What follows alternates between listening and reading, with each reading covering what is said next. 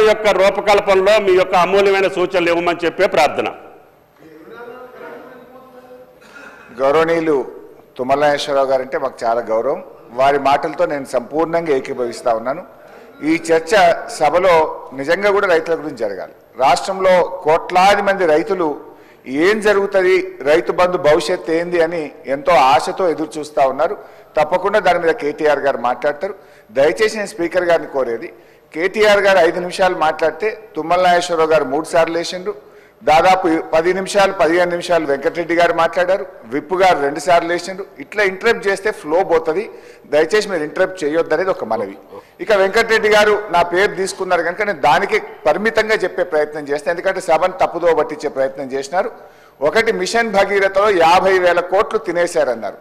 అసలు మిషన్ భగీరథకు అయిన ఖర్చే 28,000 కోట్లు అయితే 50,000 కోట్లు తినేశారని మాట్లాడడం సబబు కాదు. అది సభ రికార్డుల నుంచి తొలగించాలి.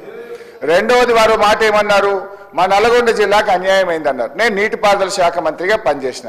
సభ అయిపోయినాక నేను ఆయన ఇద్దరం కలిసి సీదా పోదాం, ఎక్కడికి పోదాం, తుంగతుర్తికి పోదాం, సూర్యాపేట పోదాం, కోదాడ పోదాం.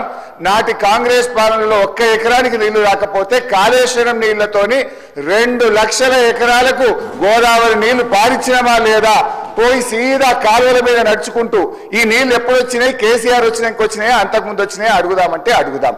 మూడోది, నల్లగొండకి ఏం చేయలేదని మాట్లాడడం కూడా కరెక్ట్ కాదు. నల్లగొండలో 3 మెడికల్ కాలేజీలు పెట్టింది కేసీఆర్ గారు. నల్లగొండ పట్టణంలో గతంలో మీరు మంత్రిగా ఉన్నప్పుడు ఎట్లా ఉంది, కేసీఆర్ గారు నల్లగొండ పట్టణాన్ని గత 5 ఏళ్లలో ఎంత అభివృద్ధి చేశారో నల్లగొండ పట్టణ ప్రజలను అడుగుతా కూడా చెప్తారు అధ్యక్ష. యాదాద్రి పవర్ ప్లాంట్ ఇచ్చిన అధ్యక్ష. ఇలా నల్లగొండను అన్ని రకాలుగా ఆ జిల్లాను సమగ్రంగా అభివృద్ధి చేసింది బీఆర్ఎస్ పార్టీ. దయచేసి ఇంకా చాలా చెప్పగలుగుతా కానీ చర్చ రైతు బంధు మీద జరగాలి కనుక మీ మీద గౌరవం కొద్దీ మీ సూచన మీద కూర్చుంటున్నాం. దయచేసి డిస్కషన్ రైతు బంధు మీద జరిగే విధంగా కేటీఆర్ గారికి అవకాశం ఇవ్వాలి. చర్చను డైవర్ట్ చేయొద్దని కోరుతున్నాను. మళ్ళీ మాట్లాడదాం మంత్రి గారు ప్లీజ్.